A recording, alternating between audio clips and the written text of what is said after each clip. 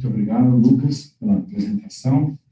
Gostaria de agradecer também ao Comitão Unicinos, ao Instituto de Humanitas, pelo convite, professora Suzana, professor Lucas, pelo convite.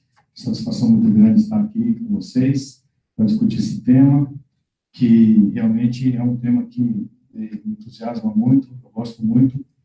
Eu tenho estudado há já um bom tempo, que é o uso da TI nas empresas e os seus impactos. Mas agora a gente tem essa tecnologia específica, que é a inteligência artificial, e que tem suscitado debates e preocupações, tanto das empresas, como do lado dos profissionais, dos economistas, das pessoas sociólogos, enfim, né, que se preocupam com o futuro do trabalho e das tarefas das empresas. Então, eu vou falar para vocês hoje, primeiro fazer essa apresentação, depois conto com a participação de todos nesse debate sobre esses aspectos da inteligência artificial. O professor Lucas já apresentou aqui alguns detalhes, né, sobre o meu currículo. Eu sou professor da Faculdade de Economia e Administração, então meu foco nesses aspectos é sempre de alguém que se preocupa em dar para os gestores, as pessoas que tomam decisões das empresas, ferramentas, para que possam elaborar as melhores estratégias, tendo em vista o uso da tecnologia. Mas no caso da tecnologia, especificamente da inteligência artificial, nós estamos também buscando estudar um pouquinho o impacto no trabalho, e também uma mensagem que a gente vai apresentar às 7h30 para o pessoal da graduação, que todo mundo está preocupado se vai ter emprego daqui 5, 10, 20 anos, né? Então, essa mensagem que eu vou falar para eles, embora seja parte também aqui do que a gente pode discutir, né? Então, conceituando, né, uma empresa digital, ela usa os sistemas de tecnologia em sua plena capacidade para inovar e obter vantagem competitiva por meio das suas operações internas e externas. Temos ouvido bastante hoje o termo transformação digital, parece que é uma coisa que saiu agora, né, que é uma novidade, ninguém tinha pensado nisso antes. Isso não é exatamente verdade. Desde o começo do uso dos computadores, as empresas se preocupam em aplicar da melhor maneira possível, da maneira mais extensiva possível, e é um termo que representa isso mais recentemente, né? A área de TI, de consultoria, sempre precisa reinventar os termos para que as pessoas assimilem, né, como coisas novas, mas tem alguma coisa nova que é algumas tecnologias que saem da empresa e se misturam com os consumidores, os clientes, e de fato dá para fazer as operações internas, as externas principalmente, de maneiras inovadoras, né? Então, negócios digitais, que é um termo bastante comum, ele representa essas empresas que usam a TI ao máximo, como também os próprios serviços e produtos que eles prestam, e de maneira digital. E as empresas de comércio eletrônico e as empresas aplicativas, já vou falar o que são, elas são fortemente ou totalmente baseadas nos negócios digitais. Então, hoje, nós falamos dessa transformação digital, negócios digitais, praticamente nenhuma empresa pode desdenhar disso, tem que parar, olhar e entender os impactos da sua realidade, né? Como é que vai aplicar na sua realidade. Bem, eu tenho aqui um modelo que eu apresento a evolução do uso das tecnologias de informação nas empresas. Nos anos 50, quando os computadores começaram a ser usados nas empresas, os mainframes, os computadores de grande porte, custavam muito caro, poucas empresas podiam ter, né? Então, as empresas tradicionais aplicavam essas tecnologias, principalmente para automatizar suas tarefas de back-office, seja contabilidade, folha de pagamento, ou uma coisa basicamente mecânica, fazer conta mais rápido, né? Com mais eficiência. Então, isso era aquilo que acontecia nos anos 50 e 70, empresas tradicionais utilizando a tecnologia. Com a evolução da tecnologia rápida, né, como vocês sabem, nos anos 80, tivemos a introdução dos microcomputadores. Isso foi realmente uma transformação, primeira grande transformação do uso de TI nas empresas, por conta da possibilidade de que mais empresas utilizassem, construíssem sistemas pela redução dos custos. Mesmo grandes empresas também puderam começar a distribuir microcomputadores para mais e mais funções dentro da sua empresa e aumentando o índice de informatização, o grau de cobertura dos sistemas nas suas empresas, né? Junto com o microcomputador veio as redes, que é a ligação de computadores, e aí rapidamente isso evoluiu para ligar redes internas e redes externas com as outras empresas. É o EDI, a primeira dessas tecnologias, que é o intercâmbio eletrônico de dados, que possibilitou que as empresas tradicionais começassem a se comunicar com seus parceiros e com seus clientes, principalmente, já passando aqui para uma fase de comércio eletrônico, né? Sistemas de gestão foram colocados nas empresas nessa época, RP, Supply Chain Management, e a internet, que vem desde 69 se evoluiu, desenvolvendo, ela foi liberada para uso comercial em 95, e junto com outras tecnologias como coletores de dados, celulares, proporcionou um novo tipo de empresa que são as empresas de comércio eletrônico, aquelas que se interagem totalmente de maneira eletrônica com seus clientes, né? Então, a internet aqui foi a segunda grande mudança aqui no jogo para as empresas. Os impactos, então, nesse momento aqui foram um pouco mais profundos do que simplesmente automação, mas também integração interna e externa e começo de reinvenção dos processos. Então, nos anos 2000 até 2010, nós tivemos aqui uma outra mudança bastante impactante para as empresas, que foi uma evolução da internet, da web, para alguma coisa que foi chamada de Web 2.0, você pode chamar como web interativa, que é a possibilidade do usuário, do cliente, do consumidor, construir o conteúdo junto com a empresa. Por exemplo, nos blogs, nos wikis, e depois, mais tarde, nas redes sociais. Isso aqui fez com que muitas empresas do comércio eletrônico tivessem que dinamizar seu relacionamento com seus consumidores, passar a incluir, né, o que eles falavam ou comentavam sobre a empresa no seu plano de marketing. Esse relacionamento passou a ser relevante, então as empresas de comércio eletrônico começaram a ter que entender como agir nas redes sociais. E, finalmente, né, em 2007, o iPhone foi lançado, isso faz 12 anos, pouco tempo, 11 anos, né, pouco tempo, em pouco tempo mudou tudo, né? Se a gente pensar que em 11 anos teve uma transformação tão grande, podemos até dizer que esse aqui foi realmente um novo ponto de mudança do jeito das empresas utilizarem a tecnologia.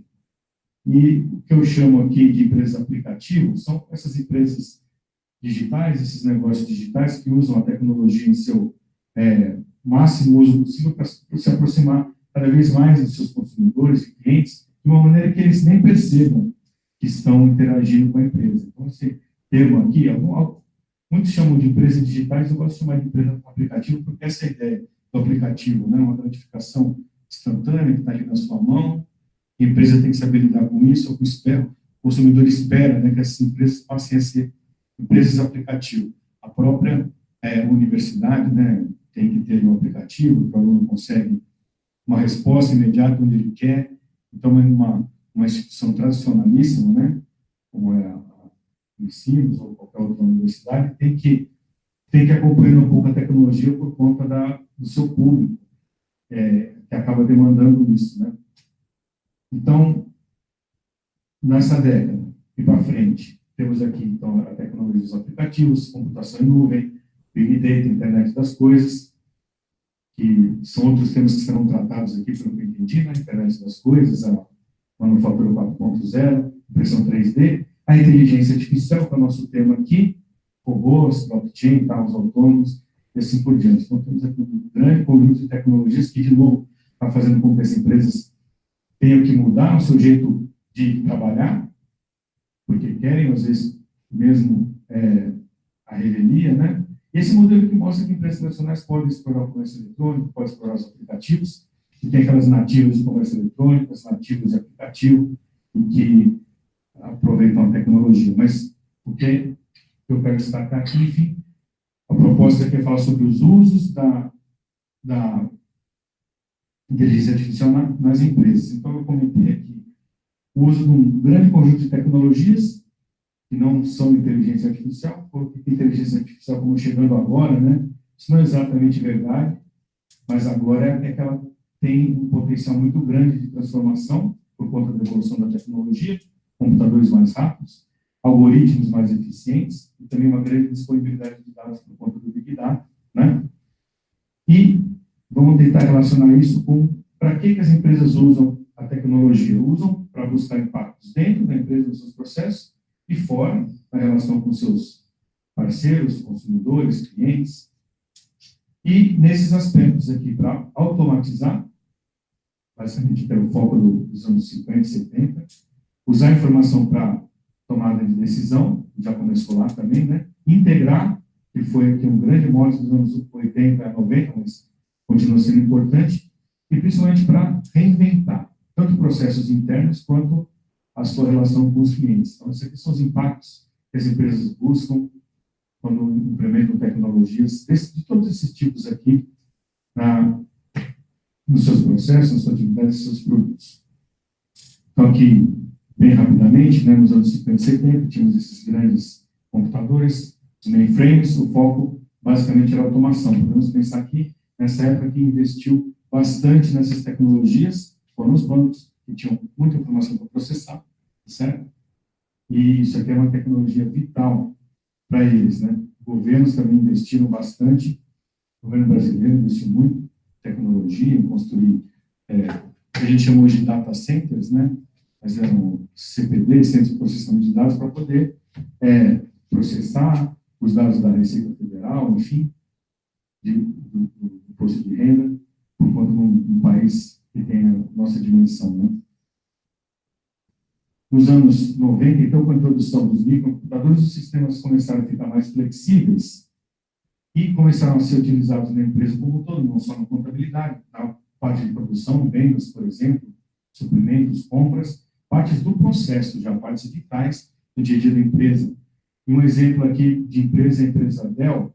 Vocês conhecem os computadores Dell, né? Por exemplo, o computador Dell, certo? Então, é uma empresa muito relevante, mas ela é de uma era pré-internet. Então, ela começou como uma empresa tradicional. Ela fabricava os seus computadores e vendia, tinha sistemas internos, mas era uma empresa tradicional, não era uma empresa de comércio eletrônico. Mas já nessa época, nos anos 80, quando ela começou, ela se preocupou em construir uma rede de fornecimento, integrações, aqui eu representei com essas setinhas, com seus fornecedores, principalmente de equipamentos dos itens eletrônicos, da composição do computador, a Intel, as placas, os discos, né? Então ela tinha sistemas de planejamento de produção que, quando chegavam os pedidos, eles disparavam as necessidades dos fornecedores que faziam as entregas de maneira eletrônica. Não era internet, era alguma coisa como a gente chama intercâmbio eletrônico de dados, mas já era uma pré-internet, né? Então, empresas tradicionais, como a Dell, em 1980, usaram a tecnologia para integrar a cadeia de fornecimento e ter vantagens competitivas de eficiência. A Dell, na verdade, ela já vendia computadores direto para os consumidores desde sempre, desde o seu nascimento. É que não era um site, era feito por fax, por telefone, né, ou correio. Os Estados Unidos são uma tradição, desde a época das diligências, eles compravam por catálogo, nós estamos muito mais acostumados com o que nós éramos, agora estão aprendendo a fazer isso, né, mas eles já faziam isso desde sempre. A proposta da Dell era vender computadores dessa maneira. Quando chegou em 95, a empresa já tinha 11 anos de funcionamento.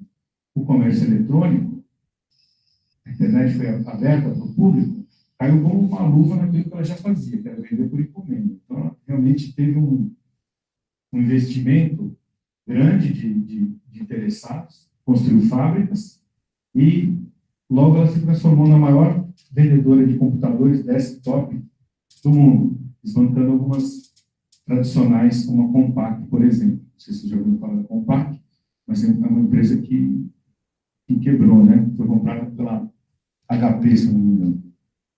Enfim, então, só para mostrar que algumas empresas nasceram tradicionais, continuam até hoje, né, tradicionais, como pensar no Johnson & Johnson, uma Vasco, empresas desse tipo, mas fazem um pouco de comércio eletrônico, algumas migraram totalmente para cá, como a Dell, né? Aproveitando a tecnologia, e ela já usava a integração de maneira muito forte, né? Então, o comércio eletrônico chegou como uma opção fantástica para ela, né?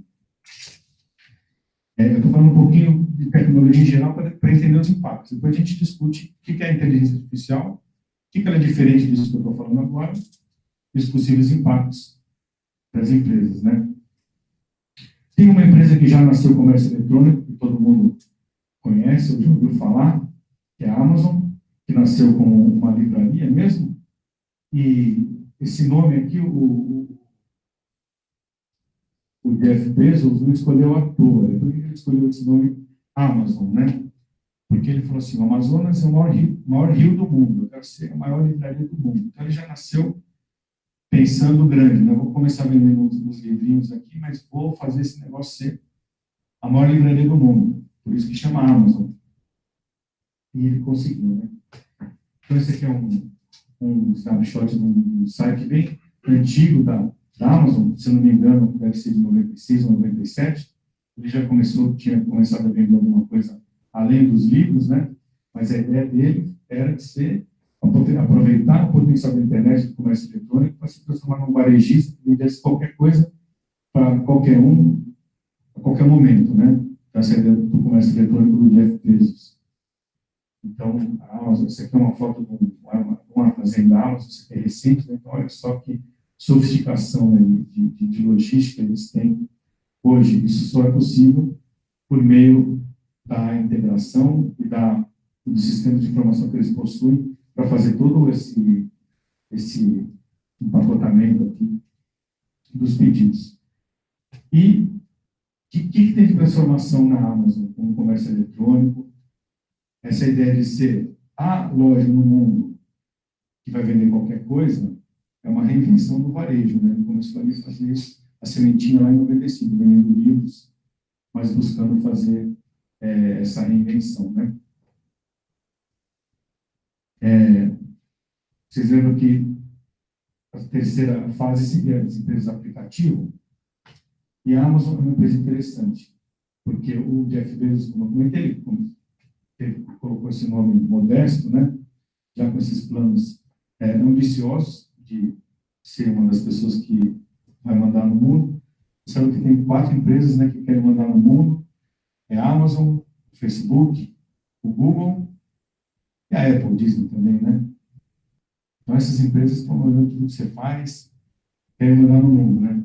Enfim, ele já saiu com essa ideia de realmente fazer uma diferença. E quando chegou o comércio eletrônico, a tecnologia da internet evoluiu, surgiu o Facebook, o Google, a Web 2.0, a Amazon começou a ficar meio de canto, assim, como uma coisa que não era mais tão charmosa, né? O pessoal começou a achar o Google mais legal, o Facebook mais legal, a Amazon uma coisa boa. É varejo, né? Uma coisa antiga, tudo bem que é eletrônico.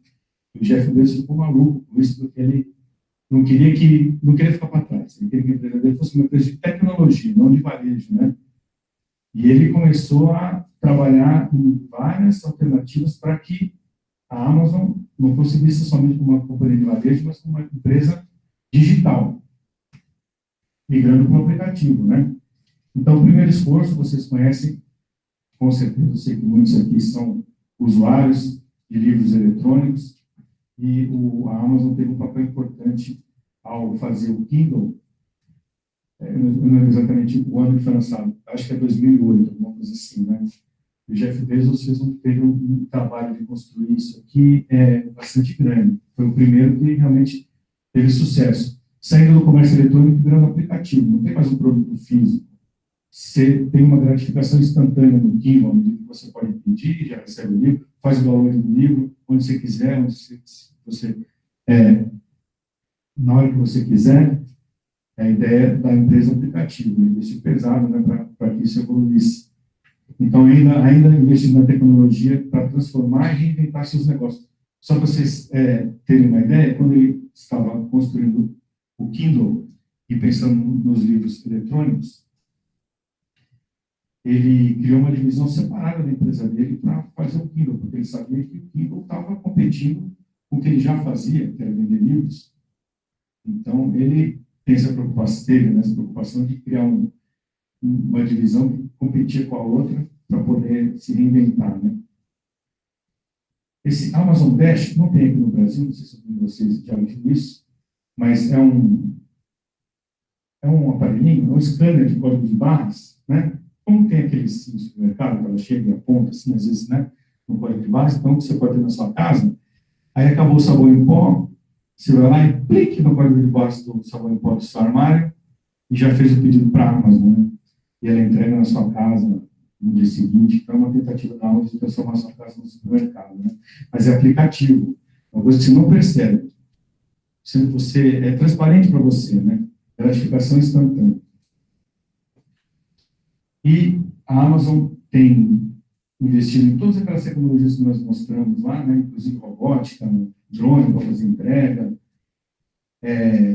Isso aqui já está experimentado, claro, não é uma larga escala ainda, mas eles estão investindo nisso. Estão investindo não sei se vocês viram isso, mas eles patentearam um Zeppelin para ter um estoque que fica no alto, que vai voando entre as cidades, e aí os drones saem do Zeppelin para fazer as entregas. Você imagina que coisa mais de ficção científica, eles já têm um patente para isso, né? E o Amazon Go, vocês viram já o vídeo? Alguém não sabe o que é Amazon Go? Todo mundo não sabe? Então, é uma técnica. Esse sim, agora com o uso da inteligência artificial, uma loja em que você vai entrar, tem uma cancela para você entrar, você passa o seu celular, né? Aí ele sabe que é você, aí você pega o que você quiser e vai embora, né? E como é que a loja sabe que você pegou? São centenas de câmeras de alta definição de vídeo que fazem reconhecimento de face, né? Reconhece onde você vai, reconhecimento de produto, reconhece os produtos que você pegou, se você guardou, mesmo se você pegar e colocar de volta na prateleira, ele subtrai da sua conta, aí você entra, sai, e no aplicativo você vê tudo que foi consumido. Então, a Amazon tem investido também em lojas físicas, né, com essa tecnologia, então, bastante nessa ideia do aplicativo, tá certo? Bom, finalmente, as empresas de aplicativo para valer também são aquelas que já começaram com o aplicativo. Aqui o Waze, vocês conhecem, o 99 Táxis, o Uber. Olha como é que o 99 Táxis, essa questão dos aplicativos que chama de hailing, né, que é chamar o táxi, como é que eles são inovadores, né? Eles transformaram a relação entre os clientes e os taxistas de uma maneira que ficou tão fácil. Não estou falando do Uber, né? Estou falando aqui de uma primeira etapa, né? As pessoas começam a usar mais táxi simplesmente porque não tem mais aquele estresse, você tem que sair na avenida correndo, o táxi passa, joga água em cima de você, ainda passa na poça, vai embora. Acabou isso. Ficou um sistema confiável. Não era confiável, ficou confiável. Por conta de uma tecnologia que foi colocada no meio do relacionamento entre as partes, né? E que tornou o sistema eficiente. Foi uma reinvenção do táxi, esses aplicativos. Tá certo? E o Uber, então, vai mais além ainda, como vocês sabem. Então, eu quis discutir os diversos impactos dentro da empresa com automação, integração, né, dos processos, fora da empresa, com tudo isso também, mas principalmente com a reinvenção, criar novas maneiras de fazer, de entregar seus produtos e que podem transformar mercados, bagunçar mercados que já estão estabelecidos, né? Enfim, agora, a inteligência artificial. Como é que as empresas, o que é isso, o que é diferente das tecnologias que eu descrevi aqui antes, e que tipo de impactos podem trazer. Então, a inteligência artificial, aqui tem uma definição do dicionário, que é uma área da ciência da computação que lida em dar às máquinas a habilidade de parecerem como se elas tivessem inteligência humana, ou o poder, a habilidade, a capacidade de uma máquina de copiar o comportamento humano inteligente, né? Que é mais ou menos o que está aqui. Qual é o problema do computador, do comportamento não inteligente do computador? O computador, na verdade, é uma máquina de propósito geral para tarefas de informação e dados, Como ela tem um propósito geral, ela é praticamente um quadro em branco que você pode instruir para fazer a tarefa que você quiser, por meio de uma programação. Então, você tem que programar o computador para realizar tarefas. E essa programação é detalhada no extremo. Você tem que dizer exatamente o que vai acontecer em cada uma das situações. Então, por exemplo, estávamos falando aqui do uso da tecnologia bancária, o computador tem que receber o valor do saldo, recebe o valor que foi o cheque, como ele fazia aqui, né? Se o saldo é menor do que o cheque, faça isso. Se for maior, faça a conta. Se não, faça outra coisa. Enfim, se tem alguma exceção, alguma coisa que não foi prevista, o que acontece com o programa? A tela azul, né? Todo mundo tem uma tela azul. O computador não sabe o que fazer. Para, né? Então, quando você fala da computação dos sistemas aí tradicionais, é isso. O computador trava, se não foi definido passo a passo para ele como realizar uma tarefa. Então, muitas das tarefas que existiam nas empresas, essas ligadas à automação, fazer conta mais rápido, calcular folha de pagamento, calcular contabilidade, sim, tem um manual, eu consigo especificar direitinho, consigo fazer um programa, mas muitas tarefas não são tão fáceis assim de você especificar exatamente como fazer, né? São as tarefas que a gente chama de tarefas cognitivas, depende um pouco do seu jogo de cintura, podem surgir exceções, você tem que saber lidar aquilo com a sua experiência, né? Então, por exemplo, preparar isso que está acontecendo aqui. Fala com o professor, marca o horário, chama os alunos. Tem uma regra mais ou menos, não pode ter um roteirinho que você já está acostumado, mas toda hora não muda. O professor falou que não vem, os alunos querem outra coisa, a sala está fechada. Enfim, se você for escrever todas as exceções para o programa fazer isso para você, você não vai conseguir cobrir, não tem como, né? Então, desde o começo da informática, o pessoal percebeu que tinha dois grupos de problemas. O problema estruturadinho, que é automatizado, beleza, e o problema não estruturado. Mas a gente quer usar o computador para fazer isso. Então, tem que descobrir como, né? Esse é o campo da inteligência artificial. Então, um jeito diferente de programar os computadores. Então, agora eu vou apresentar rapidamente aqui a diferença, porque ela é importante para entender quais são os possíveis impactos, né?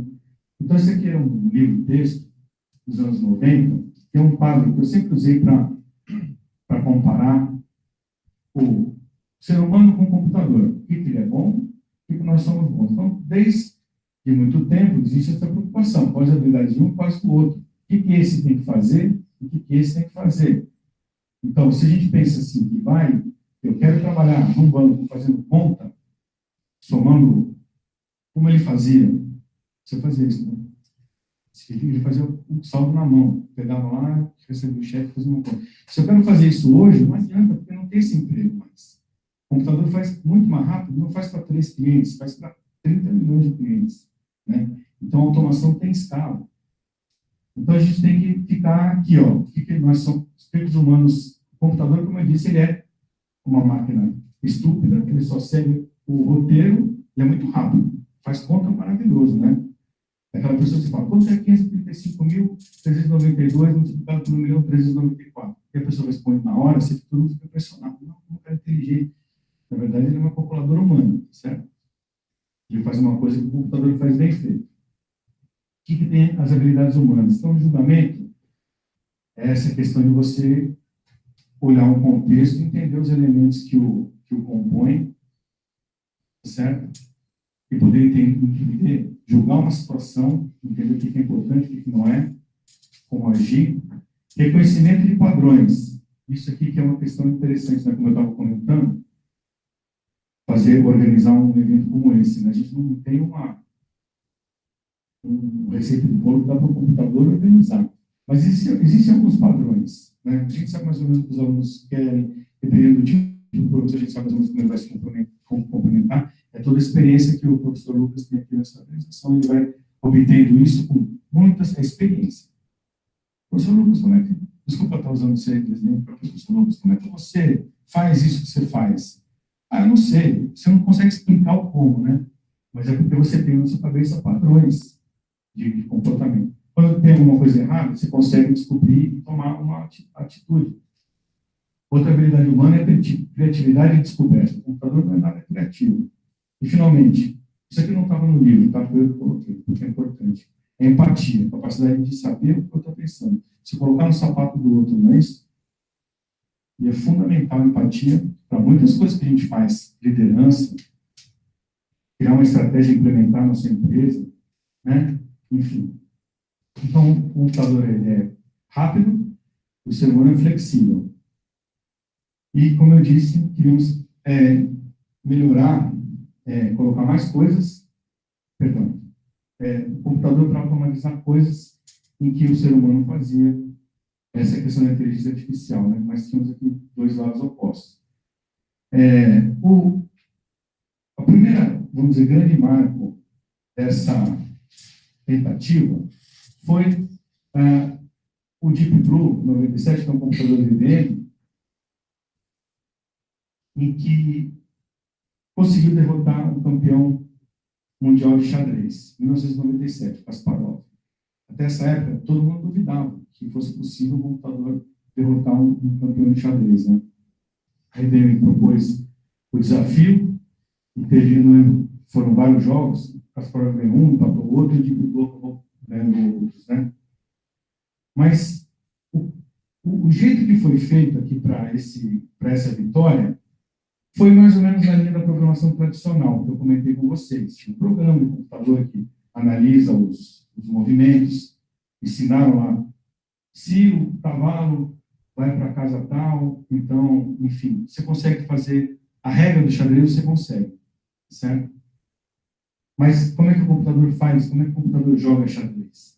Ele pega, Kasparov move o peão, e o computador faz uma simulação. Se eu mover isso aqui, se eu mover outro peão, e se ele mover o cavalo, se ele mover o cavalo, ele consegue enxergar 10, 20 jogadas à frente, para todas as jogadas possíveis. Então, isso aqui é uma simulação de força bruta. É uma técnica que se alinha ali à inteligência artificial, no sentido de que não é tudo exatamente programado, é muito mais uma simulação de todos os cenários possíveis, né? Sabe quantos são cenários possíveis no jogo de xadrez? 10 elevado a 50. Então, é 10,50 zeros depois do 10. É muito cenário, né? Então, nenhum computador consegue, na verdade, chegar lá e ver todos os cenários possíveis, tá? Mas tem alguns recursos aqui de cortar essa simulação para escolher o caminho mais adequado, tá? Mas ainda é força bruta. Como é que o Kasparov, então, joga? Como é que o ser humano joga xadrez? A gente, na nossa cabeça, não consegue simular 10 a 50 cenários possíveis. Na verdade, a gente não consegue nem, pessoas normais como nós, que vamos jogar xadrez, a gente não consegue nem imaginar a próxima jogada do adversário. A gente joga e acha que ele vai dar a peça para a gente comer, né? Depois ele tira a peça da frente, você fala, eu tinha pensado nisso, né? Um bom jogador de xadrez consegue ver umas 2, 3 vezes na frente, 3 jogadas na frente, mas não muito mais do que isso. Ele reconhece, como ele joga muito, ele reconhece os padrões. Ele olha aquele tabuleiro e fala assim, isso aqui eu já vi em algum lugar. Ou ele não consegue nem pensar dessa maneira. Como ele já viu, já vivenciou essa experiência, padrão parecido, ele treinou muito, na verdade é um treinamento, né? Ele consegue saber qual é a próxima jogada. Então, assim que o ser humano joga. E é assim que o computador joga, por força bruta. Ou jogava, né? O que mudou? Então, a tal da inteligência artificial, que é DeepMind, 2016. Esse aqui é o jogo de Go. É um jogo de origem, eu não sei se é chinês ou japonês. Eu só sei que o chinês jogava isso há 3 mil anos atrás. Era uma das artes, né? Que é fazer chá, jogar Go. Eu não lembro quais eram as outras 2 coisas, mas eram 4 coisas assim, reverenciadas, né? Jogar Go é uma arte, tá? Então, tem alguma coisa a ver com disputa de território? Você vai colocando as pedrinhas, e se uma pedrinha fica totalmente cercada, você tira ela do tabuleiro, né? São os pontos que você vai ganhando. É um jogo de disputa de território, não conhece exatamente a regra. Só que olha que interessante, o jogo de Go é muito mais complexo que o xadrez, porque ele tem 10 elevado a 170 possibilidades diferentes. O xadrez era só 50, esse é 10 com 170 zeros depois, né? Então, mesmo que é o número de vocês terem uma ideia, o número de átomos que existe no universo é menos do que isso. Então, essa técnica de força bruta não dá para resolver o jogo de Go. Então, o pessoal do DeepMind, hoje chama AlphaGo, essa empresa, a Google já comprou. Como eu disse, essas empresas, o Facebook, a Amazon, a Google, a Apple, não sei, mas essas três, elas ficam olhando no mercado para ver boas ideias, né? Quando tem uma ideia boa, ela vai lá e compra. O DeepMind, ele usou um outro approach, que é a inteligência artificial, redes neurais, né? Que é um jeito de usar o computador para aprender padrões. É aquilo que o ser humano faz muito bem. Então, a gente está conseguindo que o computador faça isso, a inteligência artificial, né, as redes neurais. Eles pegaram e alimentaram o computador com centenas, algumas dezenas de milhares de jogos de Go que já existiam. Mas olha que interessante como é que eles alimentaram o computador. Eles não ensinaram a regra. O DeepMind não sabe jogar Go. O que ele recebe? Qual foi o input? Foram as fotos do tabuleiro, na primeira rodada, na segunda, na terceira, na quarta, pixels, tá? Então, mandou imagens. Um monte de zero, um que representa branco, sem ensinar regra nenhuma. Não ensinou regra. E o computador começou a aprender esses padrões. Mas foram milhares de jogos. E aí ele começaram a colocar ele para jogar, ele jogava mal no começo, mas uma hora, com tantos e tantos casos, ele foi reconhecendo padrões e ele conseguiu tirar disso aí as regras. Então ele conseguia jogar, sem nunca ter. Ele não sabe, ninguém entrou lá e falou assim, se colocar pedrinha aqui, na esquina, nesse X, e tiver uma do lado, faça isso, faça aquilo. Ninguém codificou nada. São só pixels, imagens. Ele foi ficando bom. E, tem um detalhe adicional. Depois que ele já estava mais ou menos razoável, esse é um detalhe adicional que é um pouco assustador. Pelo menos para mim, eu pensei assim. O que eles fizeram? Eles pegaram o AlphaGo, chamado de DeepMind antes, e criaram uma instância. Ctrl-C, Ctrl-V, né? Colocaram ele jogando contra ele mesmo. Milhões de vezes. Porque aí ele é rápido, ele ficou jogando contra ele mesmo, aprendendo sozinho como jogar Go. Então ele ficou no cantinho, lá quietinho, descobrindo. Aí chamaram, e ele foi se aperfeiçoando, jogando contra ele mesmo. Olha só. Sem que ninguém nunca tivesse ensinado uma regra para ele. Então, essa é a inteligência artificial, vamos dizer, que está na ponta, que vocês devem ter ouvido falar de deep learning, né, aprendizagem profunda. Na verdade, esse aqui é um tipo especial que é o Deep Reinforcement Learning, que é um aprendizado recursivo, até porque ele jogando contra ele mesmo, né? Chamaram o campeão mundial de Go, que era um coreano, e ele ganhou o campeão mundial. Sem saber jogar, na verdade, tá? Porque ninguém ensinou a regra. Só que ele foi jogando as peças. Agora, o mais interessante é o seguinte. O jogo de Go, como eles têm 3 mil anos, tem uma etiqueta, tem esses padrões, tá? Então, a gente sai jogando uma peça no meio do tabuleiro porque é uma coisa muito agressiva. Tem um jeito de jogar. Como eu disse, tem que saber tomar chá, fazer poesia e jogar Go, uma arte, né? Refinada. Botaram o jogo de Go lá, o AlphaGo, para jogar com o coreano, e ele colocou uma peça na quinta casa que ninguém nunca tinha feito em 3 mil anos. O cara, como assim? Esse cara tá maluco, não sei o quê. E ganhou.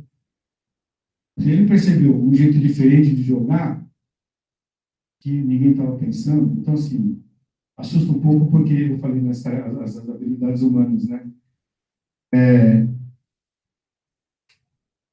Parece um pouco de criatividade, não parece? Ele pensou um jeito diferente de jogar e jogou, tá? Então, deixa eu mostrar um vídeo aqui para vocês, rapidinho. Olha que esse AlphaGo está andando mais do que isso que eu vou te mostrar para vocês, mas eles pegaram o AlphaGo e colocaram para jogar jogos de Atari. Talvez alguns de vocês não saibam o que é o Atari, todo mundo sabe, né? Que vai ser relançado. Vocês sabem disso, né? Então, estamos aí aguardando o lançamento do Atari, para os saudosistas, mas ele... Então, esse algoritmo, o Google DeepMind, a Google comprou, né? Como eu falei.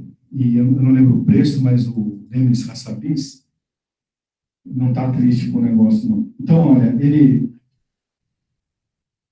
vai jogar o jogo Breakout. Não sei se vocês lembram, tem um monte de tijolo em cima, uma raquetinha embaixo que bate na bolinha, a bolinha tem que derrubar as pedrinhas, a parede, né? E olha, o DeepMind, como eu disse, ele começa do zero, ele não sabe nada. Qual é a única coisa que ele está recebendo? Duas coisas, essas telas, pixels, pixels, e uma coisa, a pontuação. Então, isso aqui funciona quando você tem uma maneira muito objetiva de medir se ele está indo para o lugar certo. E ele jogou um pouquinho. No começo ele fazia só burrada, né? Depois de 120 minutos, 2 horas, olha o que ele conseguiu fazer. Jogando tão bem quanto nenhum de nós conseguiu já, né? Assim, ele não sabe jogar. São pixels. E ele consegue mover para lá e para cá, então ele foi experimentando, foi aprendendo, deep learning. Mas até aí tudo bem, né? O pior é o que aconteceu depois de 4 horas de treino. Ele descobriu a melhor estratégia para jogar esse jogo. Você sabe qual é, né? Tem que fazer um buraquinho aqui para jogar a bolinha para cima, e ela fica presa aqui e mata todos os tijolos, né? A gente demorou um pouco para aprender isso, e ele descobriu isso. Então, assim, estou antropomorfizando o negócio, né? Ele não descobriu nada, né? Mas, assim, para a gente que está ali fora, é uma caixa preta que está lá, ele foi criativo ou não? Descobriu uma alternativa ou não descobriu? Uma coisa que melhorou a eficiência do problema ou não? Então, o pessoal já está pensando nisso aqui, usar esse tipo de tecnologia, de reinforcement learning, para várias aplicações que você tem alguma coisa objetiva. Por exemplo, o trânsito, né? Você consegue olhar o trânsito, onde é que estão os faróis, e você consegue medir o trânsito. O trânsito tem um indicador, a gente quer diminuir o tempo médio, por exemplo, de viagem. Ele pode começar a simular com os faróis até descobrir um jeito novo de colocar os faróis que ninguém nunca tinha pensado antes, né? Então, esse Deep Reinforcement Learning é uma coisa bem legal aí que a gente tem que olhar, tá certo? E estou estendendo um pouco, né? Tudo bem. Então, olha, a gente tinha essas habilidades e o computador tinha essas. E porque a gente precisa, porque a gente tem necessidade, a gente deu essa coisa para o computador também, né? Só que agora que ele sabe isso, ele está conseguindo aprender coisas, fazer tarefas de maneira automática que antes ele não conseguia. Por exemplo, se a gente colocar um banco de dados de todas as palestras que foram feitas aqui, com todos os professores, com tudo que aconteceu, ele pode reconhecer padrões. Esse professor César, ele é de São Paulo, o cara vai chegar cedo. Você quer não sei de onde, o cara é de humanas, exatas, o público que vai gostar. Então, veja, essa ideia da experiência pode ser, se você tiver os dados, né? Tem que ter os dados. Por isso que o Big Data é uma coisa relevante nisso, né? A gente tem os dados, a empresa tem dados de comportamento, de coisa que acontece. A rede neural aprende padrões. Então, ela consegue fazer o que você tem que fazer pela experiência, vivendo muito tempo, vivendo muitas situações, e trabalhando e atuando profissionalmente por meio de reconhecimento de padrão. Agora, o computador consegue fazer. Uma das coisas que com certeza vocês sabem que ele está melhorando cada vez mais é o reconhecimento de rostos, de faces, né? Isso aqui são dados antigos de 2014, mas veja que vários, o Baidu é um site chinês, eu acho que comparado com o eBay, né? E tem alguns outros do Google, etc., quase 100% de precisão para reconhecer rostos, né? O nosso nível não é 100%, é 98%. O Facebook chegando lá, mas eu acho que já passou. Então, o reconhecimento de faces, que é uma coisa exclusivamente humana, o computador já faz muito bem. Tanto que tem tecnologias ótimas para os professores aqui, que é aquela câmera que vai fazer a chamada, assim você tem que fazer a chamada.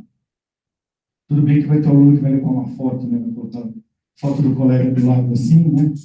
Mas, enfim, se o sistema for inteligente o suficiente, ele vai conseguir diferenciar a foto do aluno, né?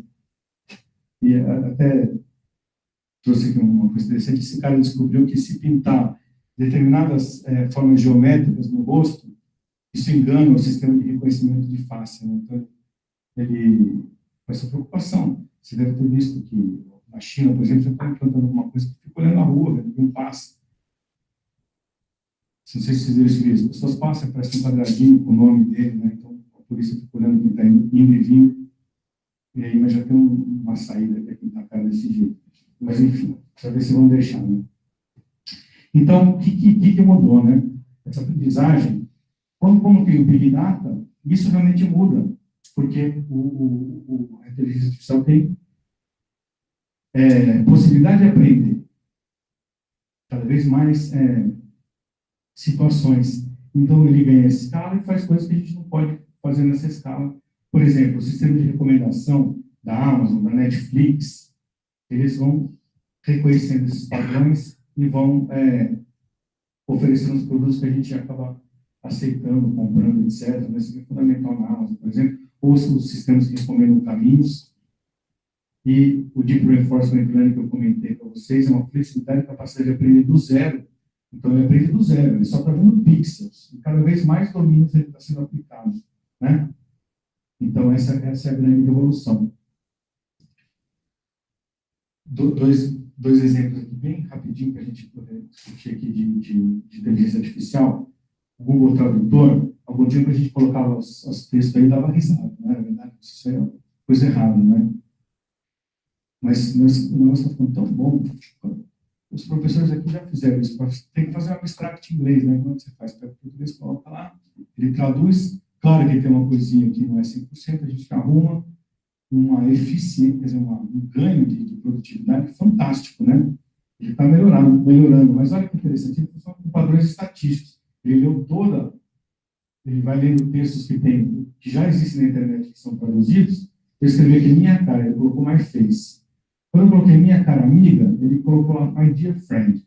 Então, como é que funciona? Ele não sabe o que é dear, não sabe o que é amiga, não sabe o que é, não sabe nada. Ele só está vendo letras, mas não é nem letras que ele está vendo beats, que é a composição das letras. Ele vê padrões de um lado e padrões do outro.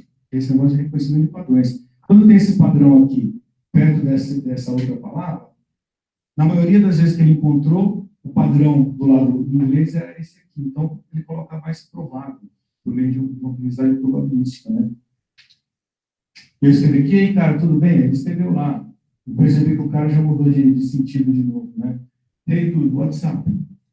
Então, isso é as aplicações que a gente vê. E o carro autônomo também tem grandes aplicações e basicamente Aí ele tem várias tecnologias, né? Mas, e uma delas, a mais cara, é isso aqui que fica em cima do carro, que se chama LIDAR, L-I-D-A-R, é um radar, só que com laser. Então, ele manda um raio laser, ele fica girando rapidamente, algumas dezenas de vezes por segundo, emite um raio laser de até 100 metros, e ele lê, bate no objeto e volta para ele. E então, ele tem uma visão 360 graus do mundo, com 100 metros de distância, só que não é uma visão perfeita, ele vê essas sombras assim, né? Pegaram o carro da Google e ensinaram ele, ninguém programou. Sim, programou um pouco porque é uma mistura de várias tecnologias, como eu disse, mas uma parte é ensinar. A Google mandou para esse carro aqui, não me lembro se, acho que mais de 1 milhão de milhas, mais de 2 milhões de quilômetros dos Estados Unidos, reconhecendo padrões, para ele poder entender o que é uma pessoa, um conjunto de pixels aqui que ele reconhece uma pessoa, como um farol, por conta de vários dados. Não é o mesmo carro que andou 2 milhões de quilômetros, isso é interessante. Encontrar uma frota, 100 carros. Só que o que um carro aprende, todos os outros aprendem junto, né? Então, são exemplos aí, né? Então, assim que ele enxerga o mundo, e reconhece esses padrões aqui, que são as pessoas. Tá certo? Bom,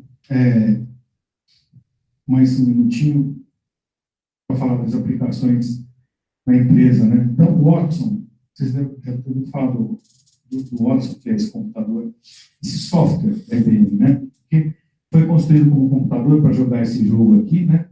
Que é o Jeopardy, um jogo de perguntas e respostas. Então, o desafio da IBM aqui, diferente de ganhar um jogo de xadrez, foi aprender a entender linguagem natural, com gírias, jargões, e responder, né? Então, é o Cognitive Computing.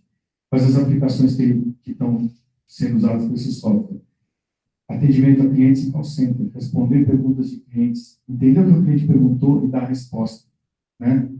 Diagnóstico médico, argumentação jurídica, acho que alguém estava comentando sobre isso, então ele consegue ler centenas, dezenas de milhares de processos e reconhecer padrões. Quando chega um determinado pedido, ele reconhece aquele padrão e já consegue até elaborar uma resposta. Então, uma parte do trabalho jurídico, que é esse trabalho maçante, pode ser passado pelo computador. E sistema de recomendação de vendas. Então, por exemplo, aqui no North Space, se você entra no site, você conversa com o Watson. Que tipo de jaqueta você quer? Ah, eu quero uma jaqueta assim. Ah, mas por que você quer? Vai viajar? Não, enfim, por que país você vai? Você vai esquiar? Enfim, se ele conversa com você e fala, eu tenho essas aqui para você. É o Watson que você conversa, né? Esse aqui é um WorkFusion interessantíssimo, é um sistema de BPM, que é o Business Process Management, gestão de processos de negócio, e ele tem aqui uma mensagem bacana, que é a seguinte: você instala ele na sua empresa, aquilo que você consegue automatizar, ele já faz. Aquilo que ainda sobra algumas pessoas, elas vão fazendo, tá certo? Alguma coisa que você não conseguiu programar. Só que esse software é interessante porque ele fica olhando as pessoas. É como se você estivesse trabalhando, aí você olha para trás, pensa que tem alguém olhando por trás de você, tá mesmo. Todas as tarefas que você faz, ele está olhando. De repente ele fala assim, saquei o que esse cara está fazendo. Aí acende uma luzinha azul lá no gerente de RH, ó, sabe do César lá? Então, pode deixar que eu já sei fazer o que ele faz. Né? É assim que esse WorkFusion funciona, inteligência artificial para automação de processos, entendeu? E eu sei que a gente tem uns minutos para perguntas, então eu tenho assim, muitos slides, eu não sei se acabou demorando um pouco mais do que eu pensava, né? Mas eu queria abrir para algumas perguntas. Os robôs também, etc., que são bastante flexíveis, mas assim, a gente já tem, acho que, bastante assunto aí para levantar perguntas. Okay. Tudo bem? Pode ser. Obrigado.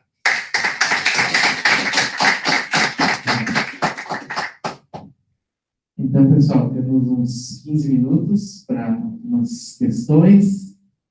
Se concordarem, podemos fazer um bloco. Não precisa falar todo mundo junto, pode ser um só por vez. Aí eu passo o microfone. E se não tiver questões, a gente pede para o professor falar das outras aplicações. Vamos lá. Uma questão? Não? Então, quem sabe o senhor fala das aplicações no varejo? Pode ser? Pode ser. Tem aqui outras aplicações. Aplicações no varejo. A questão da Amazon Go, né?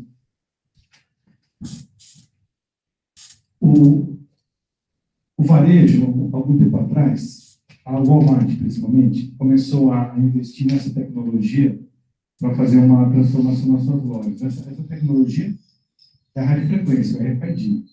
Tá certo? O que é o RFID? É um chip, componente eletrônico, que quando você passa no campo eletromagnético, ele gera uma corrente dentro dele, né, por conta dessa bobina aqui, e ele responde com código. Tá? Então, esse é o RFID. No carro de vocês tem o RFID, que é aquela etiquetinha do sem parar. Aqui não chama sem parar, né? Como chama? Passar no pedaço, tá certo? Uma etiquetinha que é exatamente isso. Você passa e no campo magnético e esse chip passa o código para o sensor que libera a catraca, a cancela para você. Né? Então, a ideia do Walmart era colocar isso aqui em todos os produtos do supermercado, para mudar o conceito da loja, de maneira que você entrar na loja com o saquinho, já com o seu sacola retornado, colocando os produtos dentro, né? E aí, quando você fosse sair da loja, você ia passar uma coisa assim, e ele ia ler, na verdade, ele ia ler, né? Ele ia sentir, né, tudo que está no carrinho de uma vez só. Não ia ter que passar mais no caixa do produto, ler tudo de uma vez só, aparece o valor total, você paga com cartão de crédito, abre a cancela e você vai embora. Né? Esse é o RFID. Interessante que isso aqui, em 2008, o Walmart falou para os seus fornecedores, olha, todo mundo vai ter que ter isso aqui até 2010. Não quero saber. Só que essa tecnologia começou a derrapar um pouco. Ela é um pouco cara, custa 20 centavos de dólar isso aqui. 60 centavos de real, imagina você colocar isso num produto, um copo d'água, né, que custa R$ 1,50. Você vai colocar um negócio desse, acabou o lucro, não tem como colocar. Então, problema econômico. Problemas de engenharia também, produtos que têm líquidos, não dá para colocar. O negócio começou a patinar. E aí, outra coisa que a gente estava conversando, né, patinou, de repente chegou uma tecnologia que substitui, que é justamente esse reconhecimento de imagens. Então, isso aqui é uma balança, que tem uma câmera aqui. Então, o reconhecimento de faces está bem evoluído, o reconhecimento de frutas também, né? Você coloca aqui uma banana, a balança vê que é uma banana, pesa e emite aquele ticket lá que a gente coloca para um código de barras, por exemplo, né? Então, uma tecnologia que vai substituir o RFID. Você pode colocar vários produtos, ela consegue reconhecer, né? É com base nisso que a Amazon criou essa loja, é sofisticadíssima. Claro que a Amazon não criou isso para ganhar dinheiro, né? Tem só uma loja em Seattle, que já está funcionando. Se você quiser tiver lá em Seattle, você pode ir na loja, você só tem que se registrar com o seu cartão de crédito. Aí você entra, vai pegando os produtos da prateleira, e são câmeras que estão em cima e vão reconhecendo o produto que você pega, mais do que isso. Reconhece você, né? Pelo seu rosto, pela sua roupa, porque quando você passa, a câmera já focaliza você, já sabe que você está com qual roupa, etc. O pessoal deve estar tentando trocar a roupa na loja, para tentar enganar, burlar o sistema, né? Mas, enfim que está funcionando, que é uma aplicação do varejo, mas não é uma aplicação disseminada. Só a Amazon sabe fazer isso por enquanto, e o objetivo não é ganhar dinheiro. O objetivo é testar tecnologias e, como eu disse, mostrar o seu poder, né? E ela tem também no seu estoque esses robôs aqui. Então, vocês estão vendo aqui o armazém, são essas prateleiras. O robô encaixa embaixo da prateleira, isso aqui sobe, né? E a prateleira fica suspensa e ele leva até a pessoa que está montando um pedido. A pessoa pega lá o iPhone que você comprou pela Amazon, coloca, aí vem outra prateleira, junto com o iPhone você comprou um saco de batata frita, coloca lá. As prateleiras vão passando na frente das pessoas. E o que é interessante desses robôs, que ele funciona por inteligência artificial, porque eles conversam entre si, para um não bater no outro, e decidir quem é que vai pegar a tal prateleira para aumentar a eficiência do processo, né? Então, a Amazon já usa isso aqui, um exército de robôs aqui, que substituiu um monte de gente na necessidade de ir na prateleira para buscar, isso foi tudo automatizado, né? Tá? O Pão de Açúcar, vocês devem ter visto isso, o aplicativo do Pão de Açúcar, que é a questão da fidelidade, né? Agora, quando você tem um aplicativo, que é o seu cartão de fidelidade, e você deixa na loja, ele sabe que você chegou na loja e ele faz ofertas para você. Olha, César, eu sei que você gosta de batata frita, tem uma oferta para você e dá uma batata frita barata para você usar o aplicativo, né? Então, é a questão do Big Data, massas de dados que comparam você com outras pessoas para descobrir aquilo que você quer comprar, né? E um preço que vai fazer você comprar aquilo e levar outras coisas. Então, assim, tem um série de dados fantásticos, de uso de inteligência artificial e Big Data fantástico nesse aplicativo do Pão de Açúcar. E tem uma outra característica legal também, que quem paga o desconto não é o Pão de Açúcar. Desculpa, quem dá o desconto é o fornecedor. Os fornecedores estão ligados nesse sistema. E ele que sabe que o César entrou na loja, o César compra aquelas batata frita lá, liga lá para ele, dá um descontinho, né? Então, isso, claro, tudo automatizado. É o fornecedor que dá o desconto. Então, são usos aqui adicionais aqui da inteligência artificial, tá? E os robôs inteligentes são uma tecnologia aí de robótica. Esse produto é bem interessante porque ele ainda é um pouco, como é que fala, ele não consegue fazer muitas tarefas, mas o interessante é que você coloca ele na sua fábrica, como é que você não programa ele, você ensina ele. Então você pega, você vai ter que pegar essas peças daqui e colocar na outra máquina. Você vai com o braço dele, pega a peça, você deixa a peça aqui. Você ensina o robô. Aí ele começa a funcionar, começa a fazer o que você mandou. E ele tem uma flexibilidade de ver se pessoas passam na frente, né? Então, olha, algumas aplicações. Mas o interessante daqui é que ele não é programável, como por exemplo, esse ponto que não está aparecendo aí. Tem que dar um ESC aqui, né?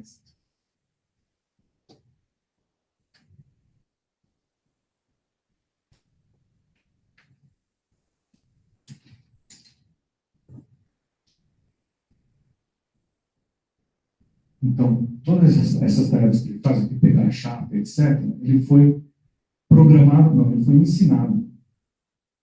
Então, é muito flexível, muito fácil de usar, com várias aplicações, que tem a ver aqui com o que vai ser discutido no Fator 4.0. Nós falamos de inteligência artificial de uma maneira geral, em tarefas de conhecimento, mas a robótica, junto com a inteligência artificial, tem a possibilidade de automatizar também várias tarefas que antes eram muito sofisticadas ou muito caras, né? Um robô muito caro para fazer isso.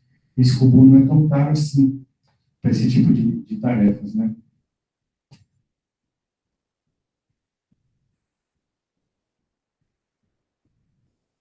Certo.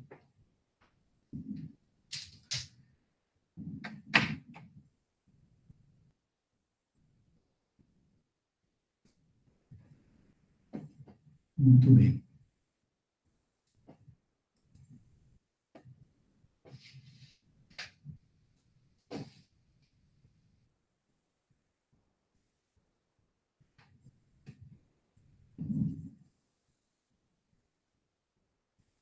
Então, para finalizar, deixa eu mostrar a pesquisa que foi feita por esses professores da Universidade de Oxford, que foi tentar identificar, né, quais trabalhos são suscetíveis à computadorização, principalmente por conta dessas evoluções na inteligência artificial, né? Eles identificaram 3 áreas onde os seres humanos têm destaque, né, que é na inteligência criativa, originalidade, né, habilidade de ter ideias diferentes, ou fine arts, que é técnicas para compor, produzir, trabalhos de música, dança e assim por diante. Então, a inteligência criativa, a inteligência social, aquela questão da empatia, né?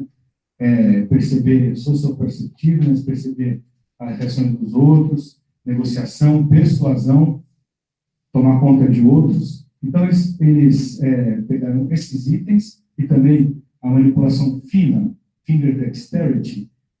Por exemplo, vai demorar um tempo ainda para você ter um robô garçom. Imagina no restaurante, o garçom chega lá, senhor, dá licença, pega um prato, corre para lá e dribla as pessoas, né, coloca o garfo. Isso aqui precisa de uma destreza, né, que o computador, o robô não consegue ainda. Pode ser que consiga um dia, mas vai demorar muito, né? Então, ele colocou, chamou isso aqui de gargalos, essa pesquisa. Né? Então, por exemplo, aqui, ó, inteligência social, o lavador de pratos, acho que por conta disso aqui, ele tem 100% de chance de ser informatizado no médio prazo, né? Mas alguém que trabalha um event planner, de novo, a gente está falando de você aí, ou relações públicas, não tem 0% de chance de ser informatizado no médio prazo, né? Criatividade, uma pessoa que trabalha no balcão tem 100% de chance de ser informatizado. Agora, um projetista, um designer de moda, um biólogo, não tem como, né? E manipulação, o telemarketing não tem 0 de manipulação, mas o cirurgião de plástico, cirurgia cerebral, por exemplo, não tem chance no médio prazo, um pouquinho menos do que o zero, um pouquinho mais do que o zero, né? Enfim, então é isso que eles fizeram. Eles pegaram um banco de dados dos Estados Unidos que tem que chamar OccupationNet Online, espetacular. Quem trabalha com ocupações e trabalho, eles têm lá, são centenas, acho que são 720 ocupações, né? Tem itens aqui, por exemplo, bloqueio, gerente financeiro, que tem quais as tarefas faz, quais as tecnologias usa e quais são os skills. Ouvir com atenção, critical thinking, monitorar os funcionários, ler, falar, julgamento, a gente comentou, escrever, aprendizado, resolução complexa de problemas, tudo isso é que o gerente precisa, o gerente financeiro. Então, dessas 700 profissões, eles pegaram aqueles gargalos, esses skills, e identificaram uma probabilidade de ser substituído no médio prazo. Tá? Então, quem ficou em primeiro lugar de chance de ser substituído é o telemarketing. Né? Então, claro, quem trabalha com telemarketing sabe que isso aqui é pouco para definir o mundo que é isso aqui, né? Mas uma boa parte das tarefas pode ser automatizada. 99% de chance dessa profissão não existe mais. A gente pensa que no Brasil, muitas pessoas dependem disso, né? Tem cidade que tem economia com base em grandes centros de telemarketing que foram montados por conta da facilidade de acesso, assim por diante. Né? Aqui tem contadores, eu não acho muito justo isso, precisa ver exatamente, a pesquisa tem algumas falhas que a gente está até estudando para apontar, mas uma boa parte de fazer a contabilidade realmente não vai precisar mais, né? Certo? Vendedores, pois não... Aquilo que ele falava, dos padrões do imposto de renda, por exemplo, coisas assim. Exatamente, tá certo? Né? O pessoal de vendas, technical writers, eu escrever relatórios de negócios, isso aqui o computador consegue identificar os padrões e fazer sozinho, enfim, tem vários aqui. Agora, olha o que tem lá com a menor probabilidade de ser informatizado. Então, vocês podem pensar em mudar a carreira para serem terapistas recreacionais. Então, toda a parte que tem a ver com terapia ocupacional está junto com uma pessoa, o computador não vai fazer. Você sabe que no Japão eles estão realmente investindo nisso, em criar robôs que vão cuidar dos velhinhos. Lá tem muito mais velhinhos do que jovens, né? Então não tem jovens suficiente para cuidar de tanto velhinho. Então vai ter que botar robô nesse negócio. Tudo bem que é uma cultura que já gosta disso desde sempre, né? Mas eles estão investindo em fazer com que a tecnologia, os robôs, tenham empatia. Então, isso aqui, como eu falei, o ser humano é o único que consegue isso, por enquanto. Porque estão investindo muito dinheiro no negócio que chama Affective Computing, que é o computador entender o que o outro, se o outro está bravo, está nervoso, está ansioso. Todo mundo viu aquele filme, desenho o Big Hero, vocês viram isso? Que tem aquele robô médico? É aquilo. Estão investindo para fazer aquilo. Ele abraça a pessoa, sente, né? Então, estão investindo dinheiro para que os robôs também tenham emoção. Mas, por enquanto, você ainda pode querer ser isso aqui, tá? Dentista, enfim, clero, certo? E tem essas profissões. Então, assim, é uma pesquisa que tem lá suas imperfeições, mas vocês fatalmente já ouviram esse dado. 49% das profissões vão sumir nos 5 anos. Essa é a pesquisa que eles fizeram. Tá? Então, tem algumas coisas interessantes, mas não vamos levar tudo ao pé da letra, porque também não é assim, né? Tá? Então, tem várias aqui que eu não vou mostrar, mas aqui tem tudo que eles listaram. Então, os telemarketings, telemarketing, o primeiro da lista. E aí tem algumas outras coisas. E aqui a lista da mais baixa probabilidade. Os recreational therapists, depois tem audiólogo, terapia ocupacional, muita coisa de saúde aqui, né? Mas tem gestão e tem teachers, vários teachers aqui. Então tem elementary school teachers, tem até high school, college. Então os teachers estão aqui, para school teachers estão aqui embaixo. Não é que a nossa atividade não esteja cada vez mais sendo mais tecnologias estão usando para fazer uma parte do trabalho. Por exemplo, estão filmando o que aparece, a pessoa não precisa ouvir aqui, vai assistir depois, né? Que é o ensino à distância. Agora, por exemplo, imagina, né, uma criança, um robô dando aula com uma criança, uma parte da nossa profissão é inspirar as pessoas nisso. Você imagina uma criança falando, quando eu crescer, eu quero ser que nem esse robô, né? Acho que, por enquanto, a gente não tem esse risco por enquanto, tá certo? Mas por enquanto, tá? Pessoal, agora eu não sei se alguém não tem uma pergunta, vai, eu me esforcei. Agora eu vim lá de São Paulo, eu quero ouvir uma pergunta, pelo menos. Pois não. As profissões, então, que a princípio... Eu só preciso do microfone por causa da gravação da tecnologia. Sim. Então, as profissões que, a princípio, eles listaram ali, que vão permanecer durante mais tempo, são as relacionadas às humanas. Humanas. E como é que fica o pessoal que cuida das máquinas? Essas profissões não aparecem aí? Eu sou da tecnologia, quero saber se eu ainda vou ter emprego. Então, eu vou pedir que, com essa questão, a gente possa encaminhar o encerramento para ter que se preparar para a noite também. Tá bom. Aqui não está listado, mas um dos artigos que a gente tem, é claro, as pessoas que criam toda esses sistemas e equipamentos vão ser cada vez mais importantes, tá certo? Demandados. Então, assim, investir na carreira técnica é uma opção, né? Mas, por exemplo, você vai ter que ser uma pessoa que vai ter que construir essas coisas, né? As coisas, dar suporte, né? A gente vê muitas pessoas que treinam, são formadas em tecnologia, para ficar dando suporte. Tem, ó, o meu computador que for, o que eu faço, não sei o quê, esquece, isso aí não precisa mais. O Watson vai fazer, o Watson vai ter o telefone. Se é difícil o computador estar ligado, né? Você ligou e desligou de novo, então, mesmo estando na tecnologia, você vai ter que estar na construção. Agora, é claro, tem espaço para o pessoal de tecnologia. Eu acho que tem que ser investido, mesmo quem não vai trabalhar em tecnologia. Outra recomendação que tem do STEM, né? Que é o Science, Technology, Matemática, né? Todo mundo, em qualquer profissão, vai ter que ter uma noção de como essas coisas funcionam. Porque, de algum jeito, você vai ter que se relacionar com um sistema desse. Vai ter que saber como ele funciona e vai ter que, mesmo um artista, bom, o uso do computador na arte hoje eu não vou discutir, porque é amplamente disseminado. Então, o artista tem que entender como é que funciona esse negócio, né? Então, acho que todo mundo vai ter que saber um pouco. Os que sabem muito são os criadores da tecnologia, né? Certo? Tudo bem? Ok, então, mais uma vez agradeço ao professor César e lembro, né, que agora à noite nós teremos uma conferência do professor A Inteligência Artificial e o Futuro do Trabalho, dentro do segundo ciclo de estudos Revolução 4.0, Impactos aos Modos de Produzir e Viver. Professor César, muito obrigado e uma boa noite a todos e todas.